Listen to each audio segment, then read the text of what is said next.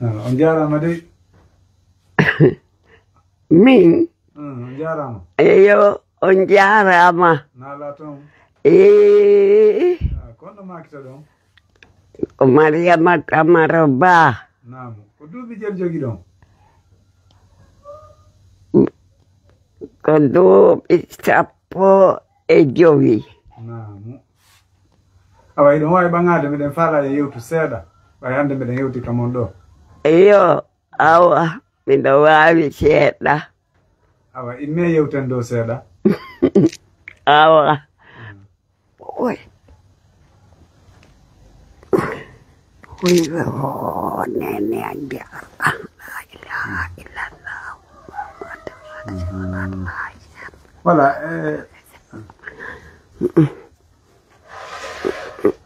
Idon gore mon be idon no wodi mo manti don wuru do. Lamande ti wuruɓe ɓen men ɗuɗa joni wuruɓe. Worɓe ɓen fayda komi andumi wuruɗo ko goto olle ko Fuuta woni. Voilà, ko honɗum wonno golle mon? Min ko remugol. Ok, konto hoɗuno ɗon? Bokki beeli dongol. Voilà, joni hara fewndo sa ɗo ni sina hara mi fawi hiɗon kambaya ka ɓiɗɗo mon on ne? Joni miɗo kambaya. Ɓiɗɗan on no addimi ka mum no rankade. Awa, joni ɗo wawi min sifanade tarika mon seeɗa pay ko yagal mon. Tawi mi yejjitali. Naam, awa bisimilla. Fewno ko wonmi payku ko huweteno ka. Ko huweteno fewno ko wonmi payku menen ko men anduno ko keri men rema duuti ɗin ko ka keri ɓeyna yomen unu maaro kon nendi ete ko ɗum waɗete no duuti ɗin ɗon feƴƴi ɓe wi duuti siropoore men ɗum ɓiɓɓe ɓen modiboɓe amen ɓen ɓe fof wiya siropoore.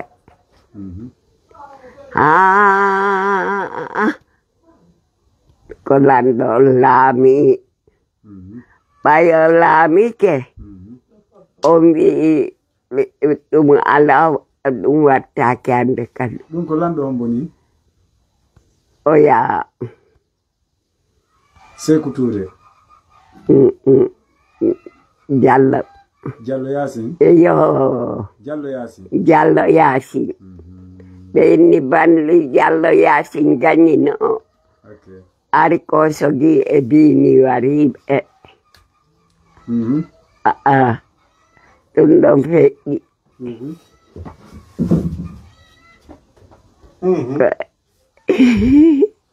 Ɓayde inni ɗum ɗon Diallo Yacine nam?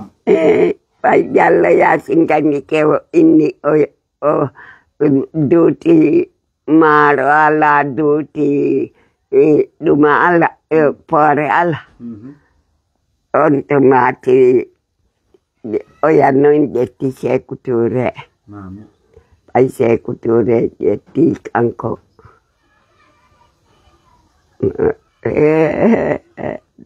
Non on kirti kartare ɗon fayda ɗum mi yejjitino.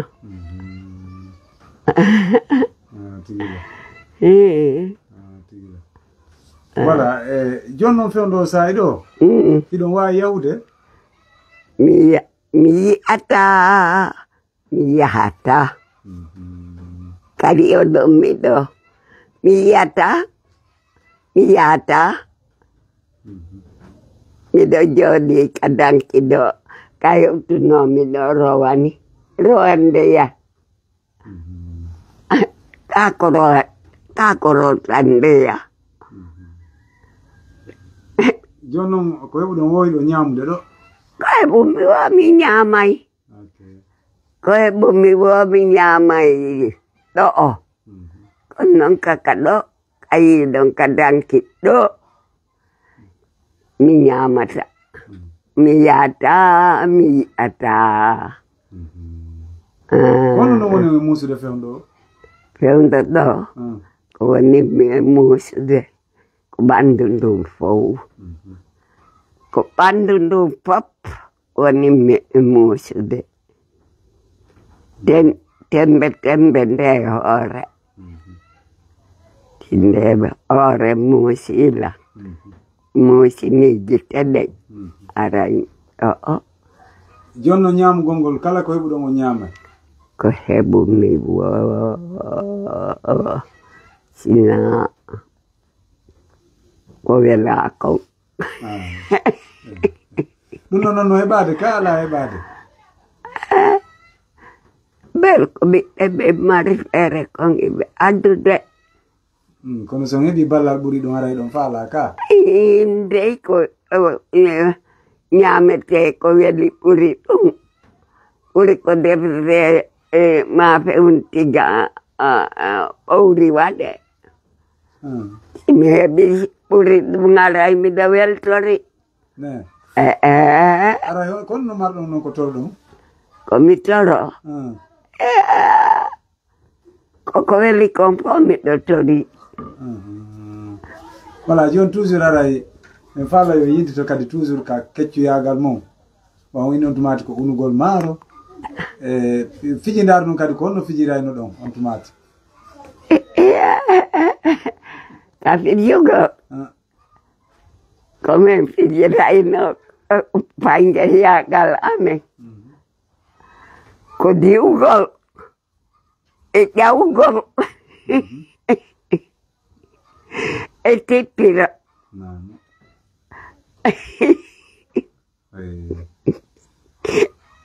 Yo ko dum wonno ko fiji ndar mo.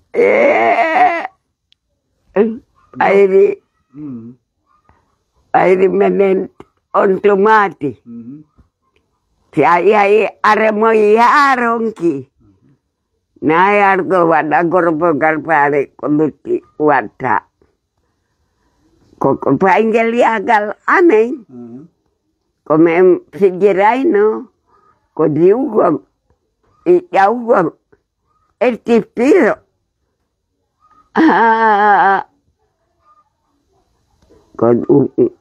Mo foli no kon mo hebay no on tomati. Na. Mo foli no kon mo hebay no on tomati. Mo foli no. Katipiro maka diugol maka. Ka jaugo. Ka jaugo maka diugol maka tipiro. So on tomati. Ay na on tomati na feundo porte. On tomati Jondi duda no paida. Jondi ala no. Ko paingel ya galame. Ene non feudo ko ono don pay kon. Est-ce que ari don tawno e lababe be?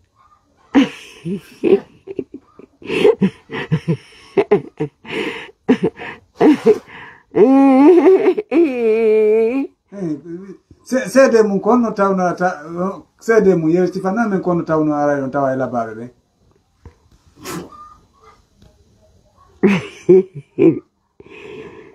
La babe arasibe feundo on tomati. Sia yahi ko pubagol elotagol upugol fogoso. Goso gongo non ko leggal goso ran don ka ko burosi ko gollite feundo ko. Ko leggal. Leggal malanga. Jonno chonjino wonno tomati ko wattete no ka on tomati chonti ala no. on tomati conchialano. Così su di don motti, due bebe ya sagnoya. Si besani, con una sendite ane ingurende. Ho trovato con chileggi morto. Chileggi morto. Don't go to the don't try chileggi no. Jokinai dung hakil nangata. Jono wano fi kono ibe jindira no ari oto jeno wodi. Oto ala no. Kono ibe jindira no. Kayadu. Na? Kayadu. Tepeding. Yeah. Tepeding. Automático teperedei. Ontumati moto ala, oto ala. Moto ala, oto ala. Kote perendeng. Pai wano doni nung joni. To esteli mile koyon sepu. Oi, batano kona bao. Voilà, ene fono non joni, ba wini non jogi tubi. Sapo e joine. Sapo e joine dum mi ha mi burni dum. Ebe koye tigi om sapo e joine na mieti kebe betau la muse be mi fala kana yo be andur la muse ibe landi mino dove anche lui mi sa poi. Ok. Voilà, ene sono doni wano o goro kadi do nyamude. Mocha. Ok. Si wugama. Mi mudai. Come no uganta un goro? Bobo be ambento. Wano ambeni. Wano oya no. Umawa o. Hasan artu. Mariama. Naam. Bailo. Oya. Hombo kadi. Bowe. Ne. So wadi no hebali ogoro. Aray dum na aray munyoto aray fu watao. Me andali ay munyaki tao. Na? Me andali tao ay. Goro nyiri ni kon ngara burani o. Ko nyiri. Ko nyiri. Naam. Andai. Ko nyiri ndinde pa mandi defike. Ko minyami ari. Inauga nilangoro mato. Tigile. Kono sidun ala. Voilà, komi penjalo jogi don. Ur ben kamai bebe. Ur bebe. Ur bebe ko jego. Naam, ko fo non ibe tankitade on. Ni yette Allah. Mi do way linte inde mabbe den. Linte do inde mabbe den. Yarai. Ari e mumini on to. O mumini jano hina mo do mo jodi. Est-ce que mo selli? O sella. Ne. Ankadi o sella joni. Ko be do woni dankitade fewndo. Ko do woni me dankitade fewndo do. Ko wadi be kambe kadi? Kankadi. Kono de nawnare nde wiyete. O yiu baka be sifani on wonde ma nawnare on nangibe. Be yanu. Be yanu. O yibe non ka be yani don ka. Ko be ka dom be yan ka dambugal do be yani. Ka dambugal do be yanno. Okay. Dum woni sabuto king ngolmo. Tigile Jono me odo o umawaje do wara men arta e makko. Madam. No. Njaram. Njaram. Kono maktoro. Umawaba. Naam. wala ara meɗen tawi ɗo ɓeɗo patiraɓe ɓe wimi o kamɓe ɓe heeɓi duuɓi 15 joni noon min tigi wonɗo ɓe landade on miɗo ɓurni duuɓi 15 haray meɗen faala mi sifano men seeɗa fiiɓe ɗon ɓeɗo ko pati an ko nene to kunku rewni ko maɓɓe boki beeli dongol ɓe heeɓi duuɓi 125 ɓay min ko min woni tanirawo maɓɓe jeɗɗo on ko 72 mi heɓa 72 mi heɓa joni noon ɓe nawnuno kunkure toon ɓe nawyiɗe ɓe nawna ɓe woni kunkure toon ha nenan ɓeɗo immi yahani ɓe ɓay hari yimɓe ɓe no eggi toon fewde eggugol ngol kunkure joni noon ɓe eggi toon nenan noon yahani ɓe addi ɓe ɗo fi dankagol nenan kadi ɓay addi ɓe fi dankagol ɓe woni ɗo wona hittande e ko fay walla duuɓi ɗiɗi nenan yani tension ɓay nenan yani tension mbi nenan yani tension addi o suman feƴƴiɗo waɗi 1 an et quelque heeɓi hittande ko fawi min kadi ko min arnoɗo mi depuis janvier mi yi Dakar mi ari dankagol ɓe min kadi mi nawni woni ɗo noon 6 mois mi nawnari si mi nawni nawnare ɗo ha mi paralysie presque ok ara kono marɗon ko toro ɗon ko ballan ok voilà joni ara ɗon wawi yodde balle ɗe wano honno to fi ñandu ndum e ko julɓe ɓen walliri men o hara min weltori voilà joni noon wonɗon dankitorde ɓe ɗo haray ɓe yewtiɗo fiyo affaire goro haray ko honno ɓe ni waray a tawa wonɓe ɓe alimente ɓe fi goro on ko honno haray guerata ɗum ko ɓe ara komi ara mi wugana ɓe ko kamɓe landoto kamɓe landoto mi wugana ɓe goro ɓe mi jonnoɓe ɓe wuufa seeɗa ɓe tutta noon voilà joni ara ɗo wugude goro on ɗo ne na wugude goro maɓɓe awa Fati on faalama goro on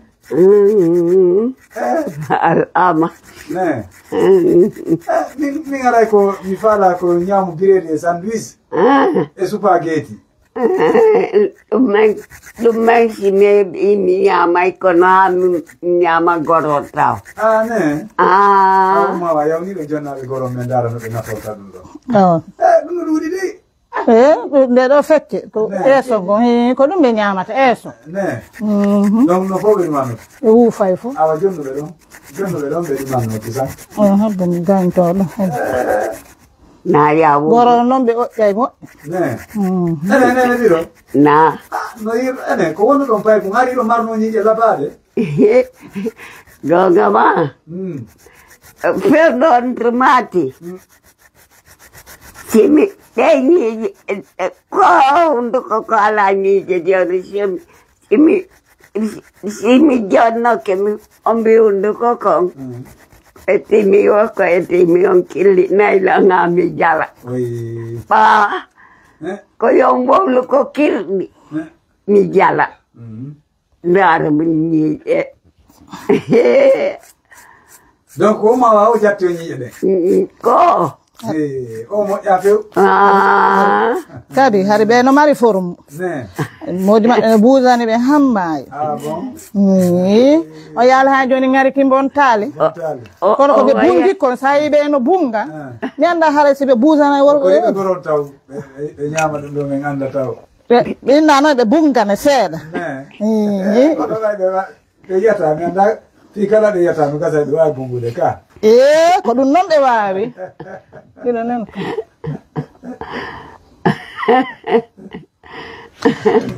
min de yari ko si tawi woni mi tawi fijindaru men ɗum no yaada fijide mi tawi fijindaru men ɗum yaadata ila mallinde won a ɗon en ala e cantindirde toode min laali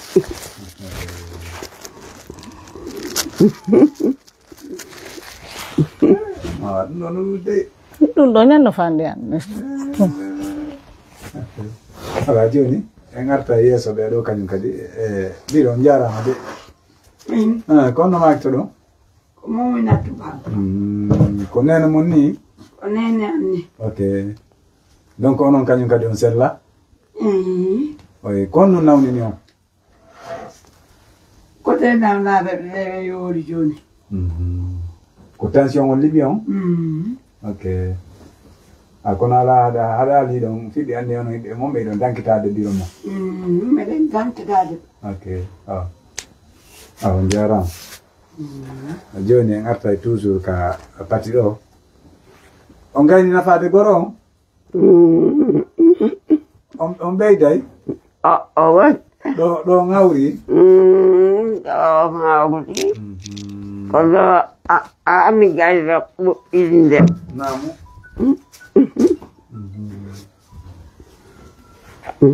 Allô? On jarama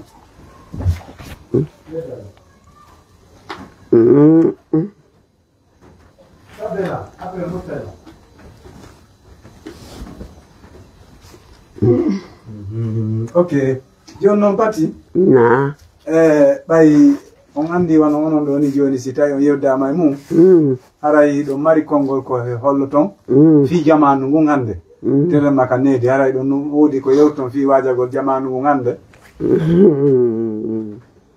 Allahu akbar nene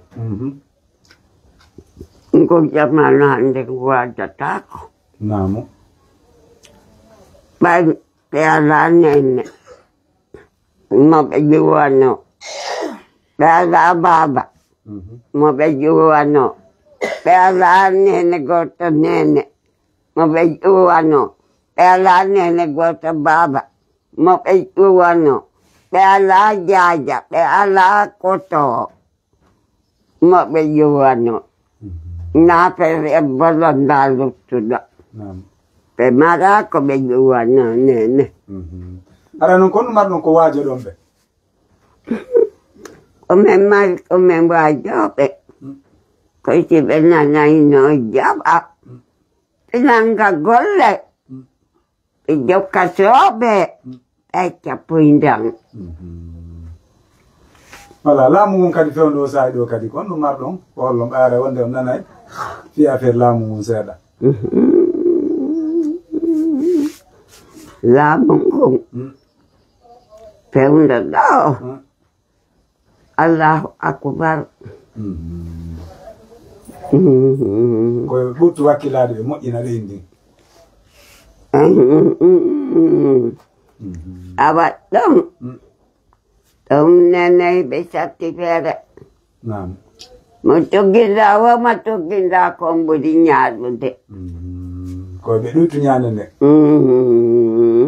tigille awa joni haray en homba yewtere nden ɗo min weltike anditi nede yimɓe ɓen konno makito ɗon min ko Mariama Tamaro Ba namu mbi'etemi awa ɓe duuɓi jedde mar ɗon duuɓi yejjitita yettiɓe ummawa ok voilà joni madame on va essayer de clôturer cette interview vous allez essayer de résumer ça en français vous présenter de nouveau moi oui je m'appelle Mouhawa Ba je suis de Kambaya Senta. Oui. Vous expliquez un peu de cette vieille qui est âgée de combien d'années? Ma grand-mère, elle s'appelle Mariama Tamaro Ba. Elle est âgée de 125 ans. Ok. Vous vivez avec elle ici? Oui. Oui. Comment est-ce que vous parvenez à l'entretenir? Est-ce que les moyens sont là? Non, il n'y a pas de moyens. Okay. On se débrouille un peu. Alors, vous avez quel appel à lancer à l'endroit des personnes de bonne volonté et puis aux autorités? On demande de l'aide. Ok. Voilà. Parce que déjà, à vue d'œil, on voit qu'elle raisonne bien malgré son âge. Oui. Donc, voilà. Merci beaucoup.